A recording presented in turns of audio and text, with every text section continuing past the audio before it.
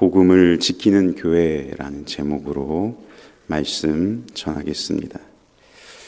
우리는 지난주부터 예루살렘 공의회에 대해서 살펴보고 있습니다. 제1차 예루살렘 공의회의 주제는 이방인에 대한 할례 문제였습니다. 주님을 영접한 이방인들은 구원을 위해 필수적인 전제 조건으로 율법을 쫓아 할례를 받아야 된다고 하는 무리가, 그리고 또 그럴 필요가 없다고 주장하는 무리가 서로 오랜 공방을 이어가며 싸워왔습니다. 그 팽팽하던 공방은 베드로의 발언으로 균형이 깨지고 맙니다. 베드로는 하나님께서 자신을 통해 할례 받지 않은 가이사랴의 이방인 고넬료 일행이 어떻게 구원을 받았는지 신실하게 입증했습니다. 그리고 바울과 바나바를 지목하면서 유대인이든 이방인이든 오직 예수 그리스도의 은혜로만 구원받음을 우리는 믿노라라고 선언했습니다. 예수 그리스도의 은혜로만 구원받음을 지금까지 자신이 입증한 것처럼 이제 지금부터는 바울과 바나바가 입증할 것이라고 선언한 것입니다. 베드로의 그 선언 앞에 할례를 주장하던 유대인들마저 바울과 바나바가 뭐라고 입증하는지 일단 들어보지 않을 수 없었습니다.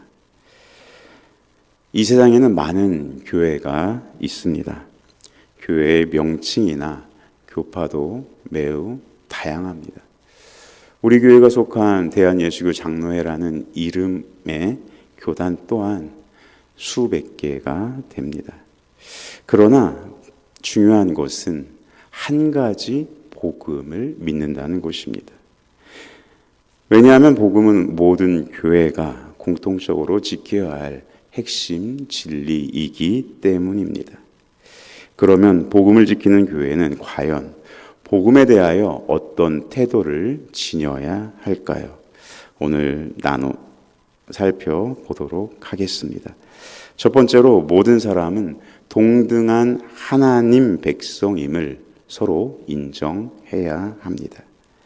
바울과 바나바는 자신들의 차례가 되자 일어나서 하나님께서 자신들을 통해 할례 받지 않은 이방인들을 구원하시기 위해 어떤 표적과 기사를 베풀어 주셨는지 소상하게 증언합니다. 12절 말씀 우리 함께 읽어보겠습니다. 온 무리가 가만히 있어 바나바와 바울이 하나님께서 자기들로 말미암아 이방인 중에서 행하신 표적과 기사에 관하여 말하는 것을 듣더니, 회의에 참석한 온 무리가 가만히 있었습니다. 여기서 가만히 있다는 것은 움직이지 않다라는 것이 아니라 아무 말도 안 하고 조용해졌다라는 뜻입니다. 지금 예루살렘 공의회에서 바울과 바나바에게 동조하는 사람만 있는 곳이 아닙니다. 바울과 바나바처럼 이방인에 대한 할례에 대해 반대하는 사람들도 있지만 그와는 달리 이방인에 대한 할례를 강력하게 주장하는 사람들도 함께 앉아 있습니다. 바울과 바나바의 주장에 찬성하는 사람들뿐만 아니라 반대하는 사람들도 일제히 말을 멈추고 침묵했습니다. 그리고 이제 바울과 바나바가 하는 말을 처음부터 끝까지 경청합니다. 그것은 놀라운 반전이었습니다. 왜냐하면 그들이 예루살렘 교회에 도착하여서 처음으로 선교 보고를 했을 때 완강히 반대하던 자들이 있었기 때문입니다. 사도행전 15장 4절 5절 말씀 우리 한 목소리로 함께 읽어봅니다. 예루살렘에 이르러 교회와 사도와 사도들에게 영접을 받고 하나님이 자기들과 함께 계셔 행하신 모든 일을 말하매 바리새파 중에 어떤 믿는 사람들이 일어나 말하되 이방인에게 할례를 행하고 모세의 율법을 지키라 명하는 것이 마땅하다 하니라. 아멘. 바울과 바나바의 말이 채 끝나기도 전에 일군의 무리들은 일어나서 반박했습니다. 선교 보고를 끝까지 듣지도 않고 갑자기 벌떡 일어나 주님을 영접한 이방인들은 할례를 받고 모세의 율법을 지키는 것이 마땅하다라고 소리쳤습니다. 도대체 이와 같은 극적인 반전이 어떻게 가능할 수 있었을까요? 바울과 바나바 직전에 베드로는 다음과 같이 말한 바 있습니다. 우리 11절 말씀도 함께 읽습니다. 그러나 우리는 그들이 우리와 동일하게 주 예수의 은혜로 구원받는 줄을 믿노라 하니라. 아멘. 베드로는 유대인인 우리나 이방인들이나 예외 없이 오직 예수 그리스도의 은혜에 의해서만 구원받음을 우리는 믿노라라고 고백한 것입니다. 베드로가 말한 우리는 베드로 자신을 포함하여 바울과 바나바를 일컫는 것입니다. 이것은 이제 베드로가 발언권을 바울과 바나바에게 넘겨줄 텐데 그들이 직접 주님을 영접한 이방인들이 왜 율법을 좇아 할례를 행하지 않아도 되는지, 또 왜 할례를 받는 것이 도리어 복음의 위배가 되는 행위인지를 입증할 것이라고 소개한 것입니다. 베드로가 이제부터 바울과 바나바가 입증해 보이겠다고 선포한 이상 이제 온 무리도 그 두 사람의 말에 경청하지 않을 수가 없었습니다. 곧 이어 바나바와 바울이 하나님께서 자기들을 통해 이방인들에게 행하신 수많은 일들을 증거했습니다. 바울과 바나바가 공동으로 목회하던 안디옥 교회는 2000년 기독교 역사상 이방인 땅에 세워진 최초의 교회였습니다. 교회 구성원들이 모두 할례받지 않은 이방인들로 구성되어 있었습니다. 그럼에도 하나님께서 그 할례받지 않은 이방인들에게 유대인과 동일한 구원의 은혜를 예수 그리스도 안에서 베풀어 주셨고 또 그들로 하여금 예루살렘 모 교회와 똑같이 주님의 몸된 교회를 이루게 하셨습니다. 이 사실을 바울과 바나바는 신실하게 입증했습니다. 그리고 비시디아 안디옥에서, 이고니온에서, 루스드라에서, 도베와 보가에서 또 하나님께서 수많은 이방인들을 구원받은 당신의 자녀로 어떻게 세워주셨는지도 그들은 신실하게 입증했습니다. 사실 바울과 바나바의 선교 여행의 여정 그 자체가 이방인을 위한 하나님의 표적과 기사였습니다. 도저히 인간의 힘으로는 불가능한 일을 가능케 했습니다. 이제 그 누구도 중간에서 벌떡 일어나서 바울과 바나바에게 반발하지 않았습니다. 그리고 말을 끝맺은 후에도 반대 의견을 표명한 사람들이 없었습니다. 이것은 앞서 말한 베드로를 포함하여 3명의 증언에 대해 모두가 동의한다는 것을 의미했습니다. 오늘 보면 13절 말씀 우리 함께 읽어봅니다. 말을 마침에 야고보가 대답하여 이르되 형제들아 내 말을 들으라. 이제 주의 형제 야고보가 마무리 발언을 시작합니다. 그는 시몬 베드로와 바울이 경험한 그 일이 하나님이 이방인 중에서 자기 이름을 위할 백성을 취하시려고 돌보신 것이라고 말합니다. 그리고 이 아모스의 말씀을 인용해서 증명합니다. 이방인이 복음을 듣고 믿어 성령을 받은 것은 오래전부터 유대인과 함께 모든 이방인이 주를 찾게 되리라는 그 약속의 성취라는 것입니다. 이로써 이제 제1회 예루살렘 공의회의 최종 판결이 내려졌습니다. 복음은 하나님이 예수님을 믿는 모든 사람을 동등하게 그분의 백성으로 삼으신다라고 말합니다.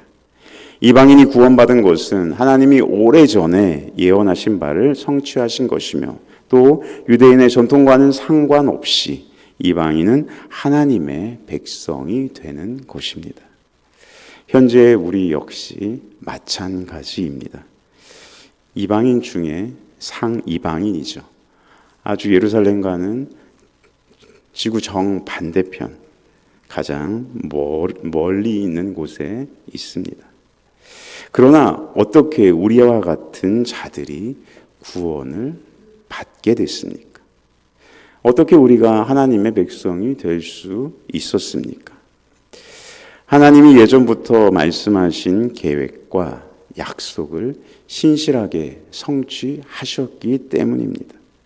자기 아들을 십자가에 못 박아 죽이심으로 또 구원의 역사를 우리 가운데 이루어 주셨습니다. 이 놀라운 하나님의 일하심이 우리가 구원받은 유일한 이유입니다. 그 외에는 아무것도 없습니다. 제가 말씀드린 적이 있는데 중국 당국으로부터 지금 구금 상태에 계신 조선족 김명일 목사님이 있습니다. 그 목사님이 사역 초기 전도사 시절에 있었던 일을 나누어 준 적이 있었는데요. 동포 신자들과 함께 야외에 나갔습니다. 그런데 거기서 이제 개고기에 대한 논쟁이 있었습니다. 개고기를 먹으면 구원을 받습니까? 라고 물었던 것이죠. 중국 동포들은 대부분 불교 신앙 배경에서 이제 자라고 신앙생활을 했기 때문에 불교에서 특별하게 분명하게 금지한 개고기를 먹는 일이 기독교에서 구원을 받는 것에 방해가 되느냐라고 물은 것이죠. 그런데 김 목사님은 즉답을 피하고 개고기를 먹지 않는 게 좋긴 하겠죠라고 얼버무렸다고 합니다. 나중에 그때를 돌이키면서 저희들에게 얘기했던 건데요. 자신이 복음을 담대하게 전하지 못했었다라고 고백한 것입니다. 어떤 신자도 구원받는 이유를 하나님의 주권적인 결정 외에 다른 것에선 찾을 수가 없습니다. 개고기를 먹든 먹지 않든 구원을 받는 일에는 하등 관계가 없는 것이죠. 기독교 가정에서 태어나 일평생 교회에 다니고 많은 봉사를 했다 하더라도 그것은 우리가 구원받는 이유가 아닙니다. 우리가 구원받는 것은 오직 창세 전부터 계획되어 있었던 하나님의 뜻이 신실하게 역사 가운데에서 이루어진 결과입니다. 그래서 우리는 예수 그리스도의 십자가를 통해서 우리를 구원하신 하나님의 그 놀라운 능력과 사랑을 온전히 깨달아야 하는 것입니다. 바라기는 죄인 중에 괴수였던 우리를 오직 하나님의 은혜로 구원해 주셨음을 믿는 우리 모두가 되기를 주님의 이름으로 축복합니다. 아멘. 두 번째로 믿음 외에 어떤 조건도 요구하지 않아야 합니다. 그것이 바로 복음을 지키는 교회가 할 일입니다. 야고보는 제1차 공의회의 선언 뒤에 이방인의 할례에 대해 다음과 같이 판결을 내립니다. 오늘 보면 19절 말씀 우리 함께 읽어봅니다. 그러므로 내 의견에는 이방인 중에서 하나님께로 돌아오는 자들을 괴롭게 하지 말고. 여기서 내 의견이라는 말은 원래 그러므로 내가 판결한다 입니다.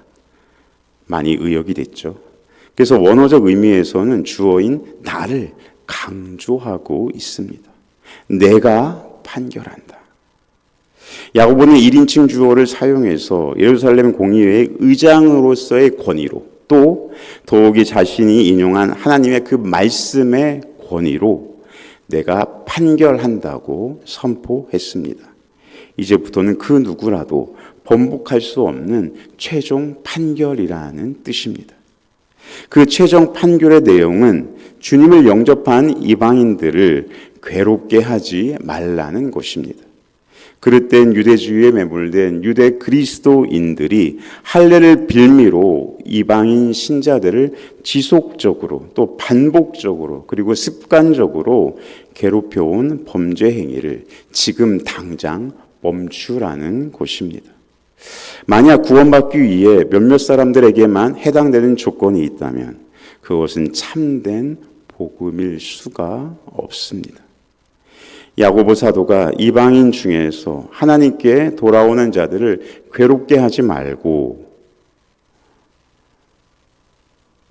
그리고 아무 믿음의 조건을 덧붙이지 말자고 한 것은 오직 복음을 통해서, 아니 오직 복음이면, 그것을 믿기만 하면 구원을 받는다고 말하기 위한 것입니다. 즉 복음이면 충분하다는 뜻입니다. 왜 그렇습니까? 우리 주님이 십자가에서 성취하신 속죄와 그 의가 충분하기 때문입니다. 하나님 나라에 들어가기 위해 하나님 나라의 임금이신 하나님께서 그 백성들에게 요구하시는 그 의가 예수님께서 행하신 그 일을 믿는 것으로 충분하다고 말씀하셨기 때문입니다. 그래서 복음을 믿는 것 외에 다른 것은 구원받기 위한 조건으로 필요하지 않습니다.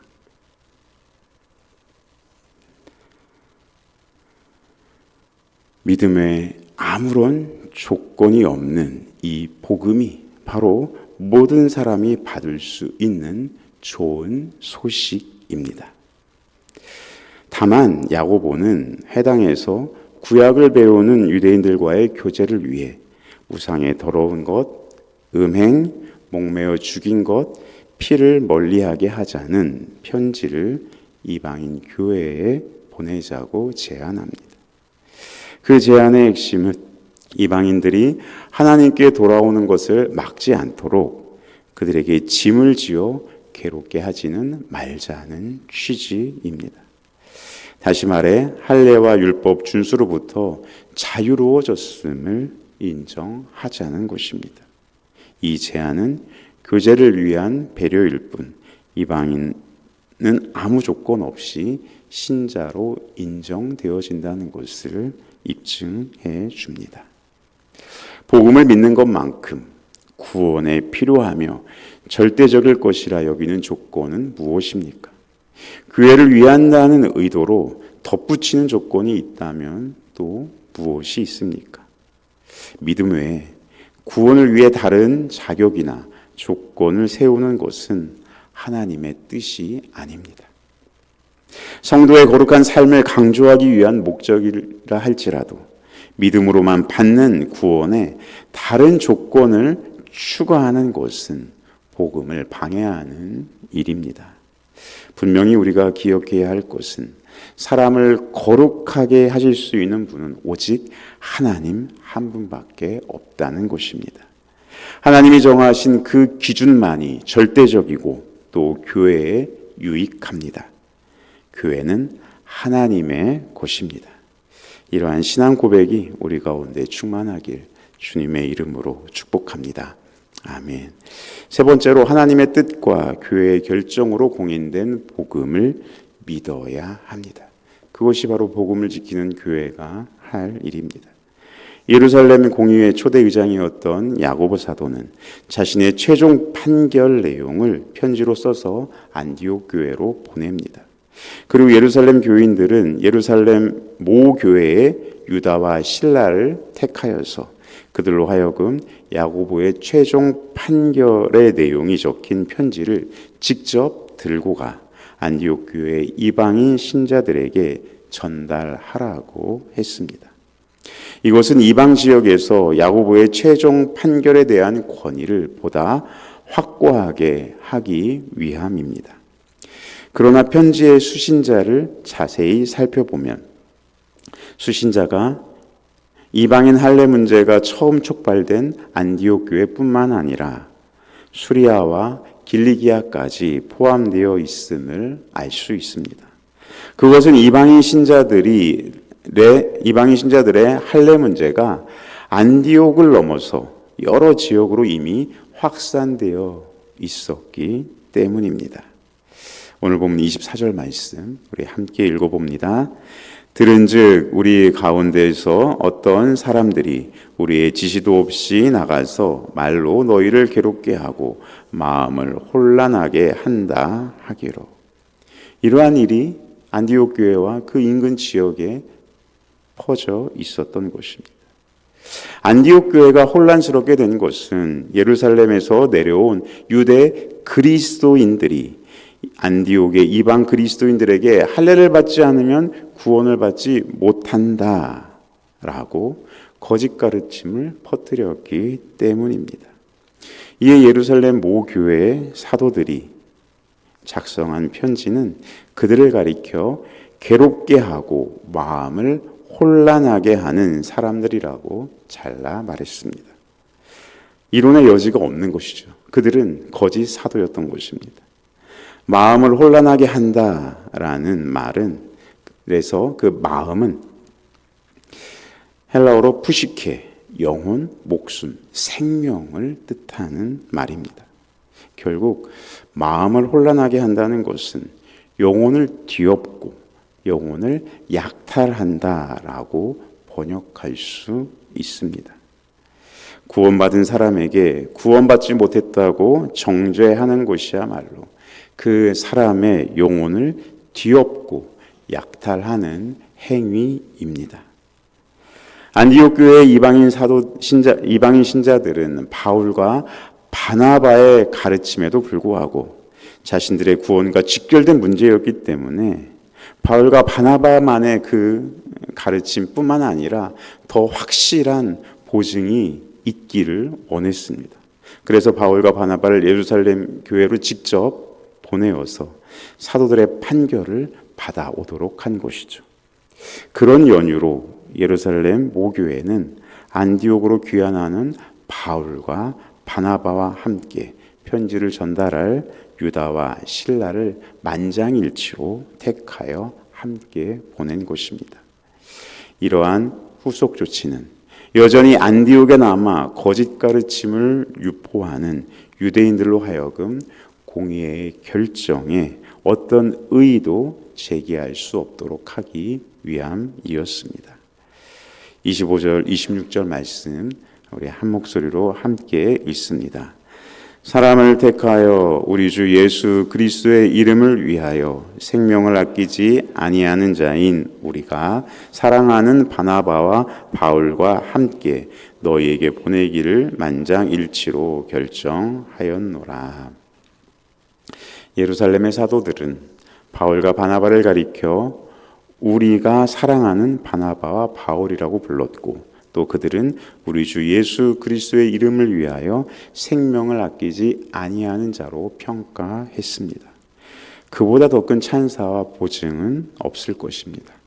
유대인이 혐오하는 짓을 삼가라는 몇 가지 권고가 있었지만 그것을 받아들이는 것과 상관없이 복음을 믿는 이방인 교회는 이미 그들의 형제라고 인정하고 있습니다. 교회의 이 결정은 주님이신 예수님과 성령의 뜻이기도 합니다. 교회는 하나님의 뜻을 분명하게 선포합니다.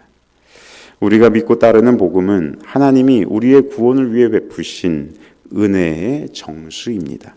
한 가지라도 추가하면 그 삼위 하나님과 온 교회를 대적하는 자가 되고 맙니다. 하나님은 오직 예수 그리스도를 믿을 때 그분의 모든 유업과 복락의 실체인 성령을 주시는데, 이 복음을 거부한다면 하나님을 거부하는 것과 같습니다. 따라서 어떤 의도와 목적으로도 우리는 복음을 바꿀 수가 없습니다. 삼위 하나님의 뜻을 따라 온 교회가 동의한 복음은 오직 하나입니다. 예전에 남아프리카 공화국은 흑인과 백인이 함께 예배를 드리지 못했습니다. 고난주간을 맞아 흑인 교회인 성시온 교회에서 세족식을 시행했습니다. 그런데 그 자리에 올리버라고 하는 백인 대법원장이 참석했습니다. 세족식 시간이 되자 그는 마르다라는 흑인 여성 앞에 무릎을 꿇고 정성을 다해 발을 씻겨 주었습니다. 모든 사람들이 깜짝 놀라 숨을 죽이고 그 장면을 지켜보았습니다. 백인 대법원장이 흑인의 발을 씻긴다는 것이 도저히 그 당시로선 상상할 수 없는 일이었기 때문입니다. 발을 다 씻긴 올리버 대법원장이 사람들에게 이렇게 말합니다. 여러분, 이 사람은 내 집에 노예로 있는 사람입니다. 한평생 우리 아이들의 발을 씻겨 주었습니다. 그래서 오늘 내가 이 사람의 발을 씻겨 주어야 마음이 편안할 것 같아 이렇게 한 것뿐입니다. 그는 이 일 때문에 대법원장 측에서 파면을 당하고 맙니다.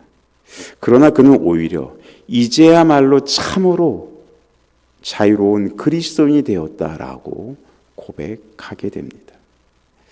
백인 우월주의가 지배하고 있던 사회에서 올리버 대법원장은 자신의 신분에 개의치 않고 예수 그리스도의 섬김과 사랑의 정신을 실천한 것입니다. 복음을 믿어 하나님께 받아들여진 자 중 우리가 받아들이기 꺼리는 신자가 있습니까? 또 그를 받아들이지 못하는 이유가 복음 때문입니까? 아니면 문화적 또는 사회적 기준 때문입니까? 우리의 기준과 판단을 하나님 앞에 제시한다면 그것은 하나님을 대적하는 일이 되고 맙니다. 또한 예루살렘 총회에서 선포된 전 교회적인 결정에 불복하는 일이 되고 맙니다. 하나님이 베풀어 주시는 종말론적인 여기며 또 신자의 모든 복락의 실체인 성령은 오직 예수 그리스도를 믿음으로만 받게 됩니다. 여기서 벗어나는 교회는 어떤 것이든 교회와 삼위 하나님을 대적하는 것이 되고 맙니다. 이제 말씀을 맺겠습니다.